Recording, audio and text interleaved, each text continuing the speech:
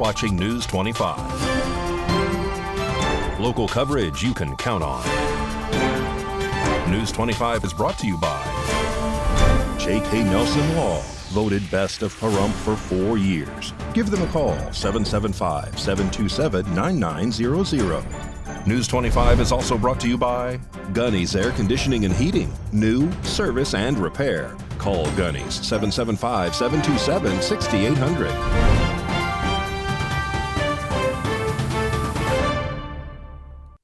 Thank you for joining us here on News 25 and Ace Country Radio and streaming at KPVM.TV. I am Rory Rosell on this Thursday, February 1st.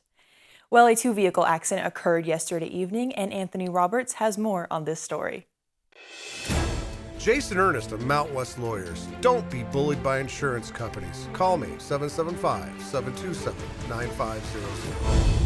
On January 31st, at approximately 5:20 in the evening, a two-vehicle accident occurred at the intersection of Highway 160 and Dandelion Street. According to both drivers, the white Mercedes was traveling northbound on Highway 160 when a Buick Verano attempted to make a left-hand turn onto 160 from Dandelion, hitting the white Mercedes in the rear left side. Luckily, there were no injuries, but both vehicles did suffer moderate damage. The Nye County Sheriff's Office, Nevada Highway Patrol, as well as Pahrump Fire and Rescue were on the scene. Traffic was being diverted around the crash site during the investigation and cleanup. In international news, the death toll for Palestinians in Gaza has risen to over 27,000 people today. Meanwhile, in the UNRWA, which provides aid for people in Gaza, may be forced to shut down by the end of the month.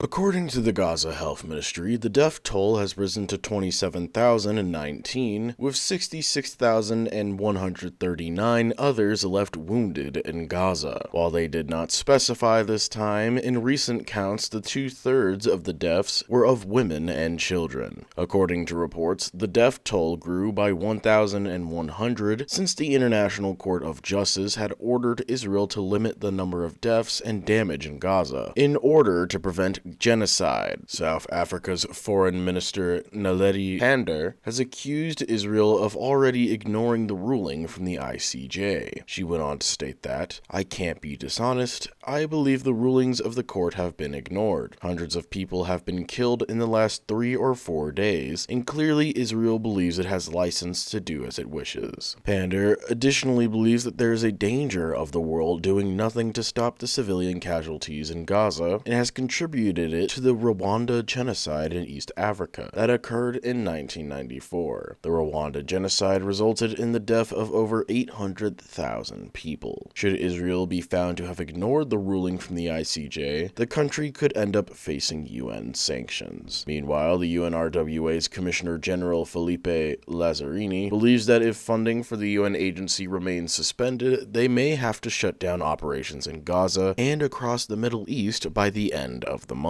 According to the UNRWA, 16 donor countries decided to pause funding as investigations move forward regarding the agency's 12 employees accused of participating in Hamas's October 7th attacks on Israel. They have also stated that $440 million worth of funding was suspended by donor countries. Lazzarini went on to state that, "If the funding remains suspended, we will most likely be forced to shut down our operations by the end of February, not only in Gaza, but also across the region. Nearly 2 million people depend on the UNRWA for shelter, food assistance, and primary health care, even more so once the war started. It is also the largest humanitarian aid group in Gaza, with 3,000 of its 13,000 employees still working during the war. Lastly, the U.S. have officially attributed the drone attack on U.S. military base Tower 22 to the Islamic resistance in Iraq. National Security spokesperson John Kirby went on to state that, "We believe the attack in Jordan was planned, resourced, and facilitated by an umbrella group called the Islamic Resistance in Iraq, which contains multiple groups, including Kataib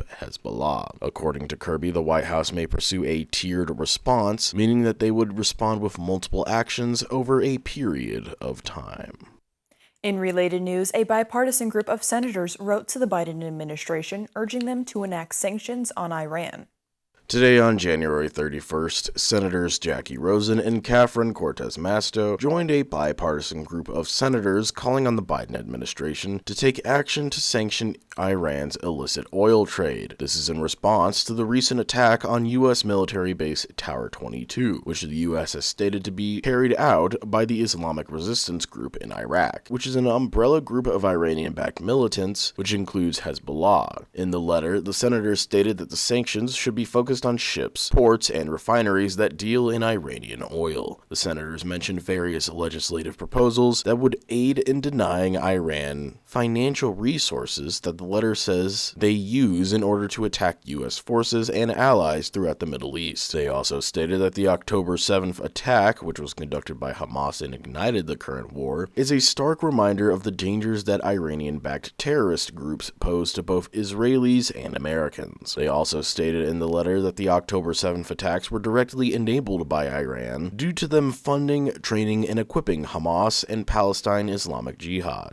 Iran also funds proxies that support Hamas, such as Hezbollah from Lebanon, Shia militias in Iraq and Syria, and the Houthis in Yemen. The Houthi militant group has been responsible for attacking various ships within the Red Sea as of late. They continued stating that strengthening sanctions on Iranian oil is especially critical in light of the ongoing attacks on U.S. forces across the Middle East by Iranian-backed groups. These exports provide a crucial lifeline to sustain and expand Iran's sponsorship of terrorist groups whose objective is to harm U.S. interests in the Middle East and destroy our ally, Israel. We will have more news on the other side of this break.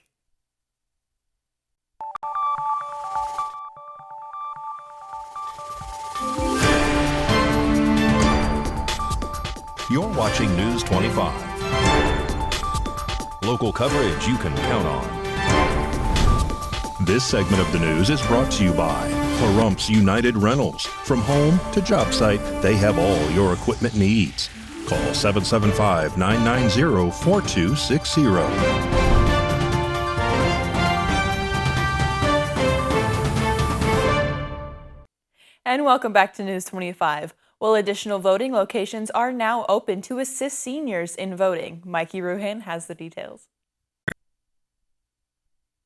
Early voting for the presidential preference primary election is underway and runs through Friday, February 2nd at the Bob Roode Community Center, 150 North Highway 160.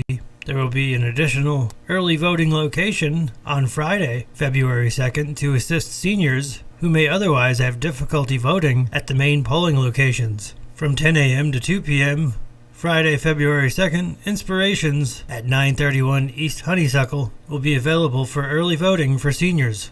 Ballots can be dropped off at any Nye County polling location during early voting, on Election Day, and during regular office hours at the County Clerk's Office, 1520 East Basin Avenue. The presidential preference primary will be held Tuesday, February 6, 2024, from 7 a.m. to 7 p.m. In today's segment, Valley Electric is going to tell us about how they are reintroducing and revitalizing the Ambassador program. This segment of News 25 is brought to you by Valley Electric and its family of companies focused on serving our members. We're better together.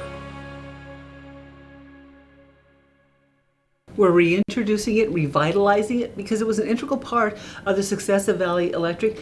And it helped a lot with our image because we enabled our membership to come into meetings, ask hard questions, get answers, and then they were prepared to talk to their friends and neighbors. It's a really, really important part of the success of this cooperative. Good to see you here. Wanted to start off and give you an update on the power cost adjuster. We put it into play in May 2023. It came in a little bit above 1.5. And I think the key is to let you know that it's been dropping every month. The second phase that we moved into is actually fiber construction. We have crews out hanging fiber poles.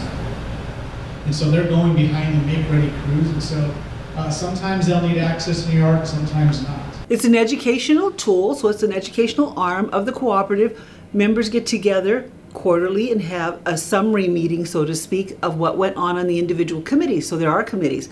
Right now we have the Conservation Renewable Energy Committee, my favorite, because we call them the Crackers. They're a very strong, active group. And that is going to roll the Legislative Committee back into the CREC Committee, and we'll have membership and finance. Those committees, again, the people who attend have the opportunity to learn a lot about the cooperative. So when they're in the community, they hear things that they don't think are accurate, they'll know, hey, or they can come and ask us, which was what we want. Ask the questions. They'll learn about conservation, renewable energy, so in their own homes, they can learn how to save energy. Some no-cost, low-cost things like closing the drapes in the summertime, opening the winter so you have heat gain.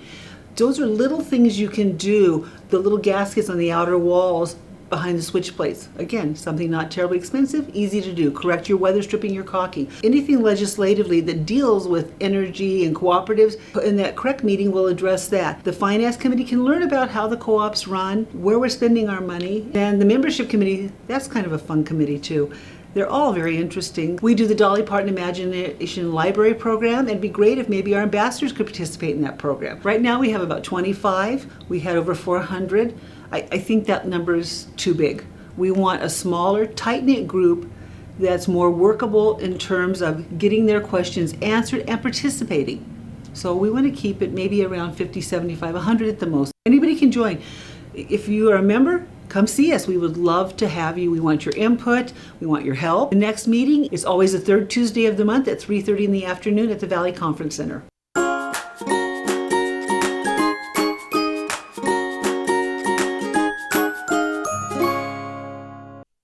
The U.S. Forest Service brings awareness to rare habitats and butterflies in our own backyard.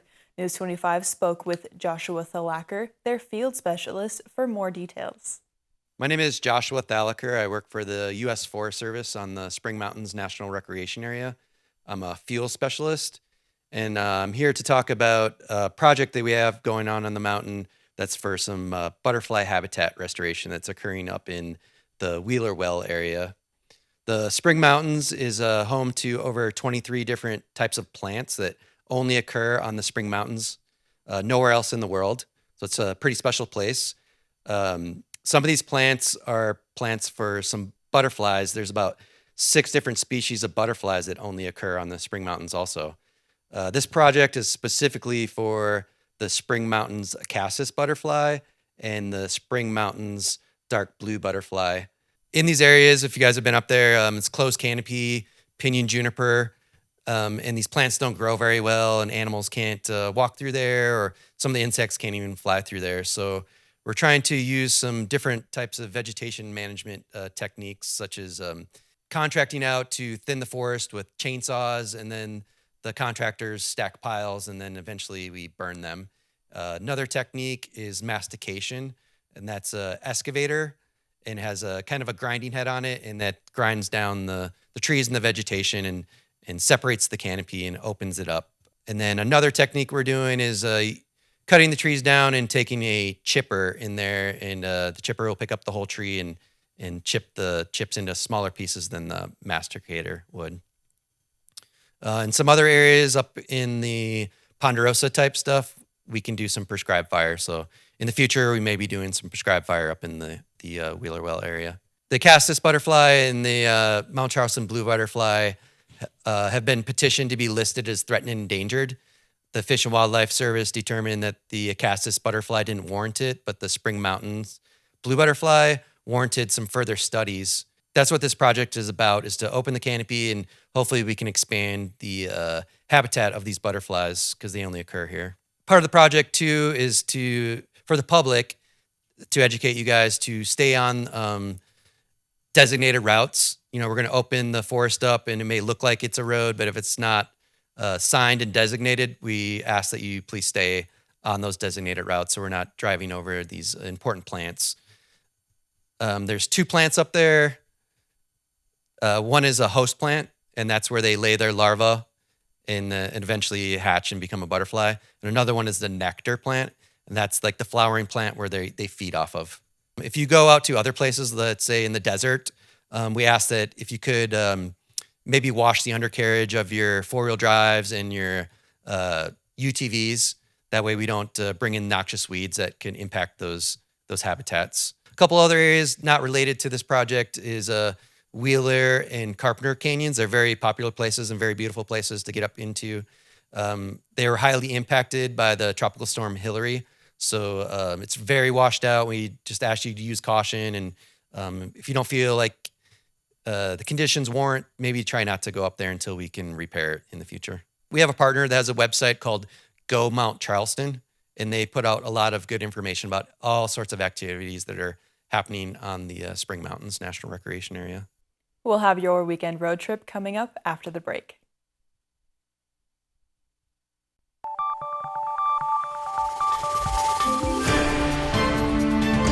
You're watching News 25. Local coverage you can count on. News 25 is brought to you by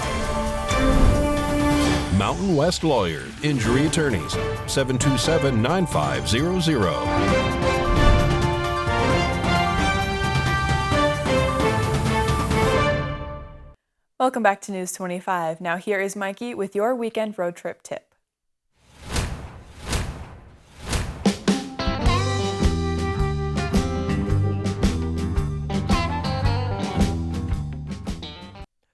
Looking to get away this weekend? Just about an hour and a half away in Death Valley, Badwater Basin's temporary lake, otherwise known as Lake Manly. Here's Abby Wines to tell us all about it.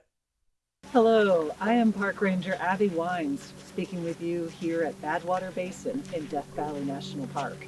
If you've been here before, it doesn't usually look like this. Normally what you see here is a big white salt flat. But this shallow lake, or big puddle behind me, is left over since August 20th when the remnants of Hurricane Hillary came through, giving us more than a year's worth of rain in just one day. It's been shrinking since August, but it's still really beautiful. So if you haven't seen it yet, you're not too late. Come on out. And it's best early in the morning or late in the afternoon when there's calm winds and wonderful reflections of Telescope Peak behind me. February is American Heart Month, and a new survey from Cleveland Clinic reveals how the public feels about using artificial intelligence to better heart care. Brittany Harris breaks down the results. Cleveland Clinic's new survey shows 3 in 5 Americans believe artificial intelligence, often referred to as AI, will lead to bettering heart care. One of our concerns was always the level of trust that the public would have with using AI. So finding that a majority of people see the value in using AI for health purposes was very interesting. Dr. Ashish Suraju is a cardiologist. He says AI can be beneficial in many ways. Some examples include being able to use AI to help process data for certain studies like echocardiograms or CT scans or MRI, and free up some of the more basic data processing tasks. Wearable technology also seems to be growing in popularity. 50% of Americans use at least one type of technology to monitor their health, with daily step count being the most tracked. This led to positive changes both physically and mentally. In fact, 53% say they started exercising more regularly. These devices provide so much data that one could imagine that patients may get more anxious. So I suspect this suggests that folks know the data isn't necessarily supposed to make them feel anxious, but feel more empowered. However, Dr. Suraju notes it's still important to consult with a physician when making medical decisions. Sometimes it's hard to know what's important data and what shouldn't concern you. I think that's where speaking with a healthcare professional will be helpful. For Cleveland Clinic, I'm Brittany Harris. The survey also talks about how health monitoring technology can help with sleep. 34% of users say they started to pay attention to getting enough sleep, which of course is vital for your overall health.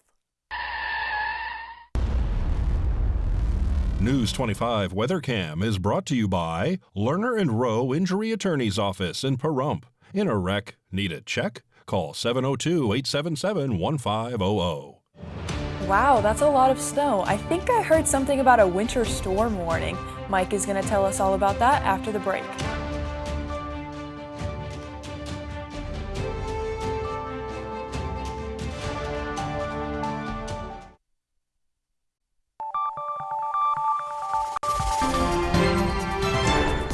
News 25 weather is brought to you by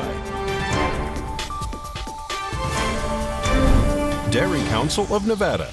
Undeniably delicious, undeniably dairy. Enjoy what's real.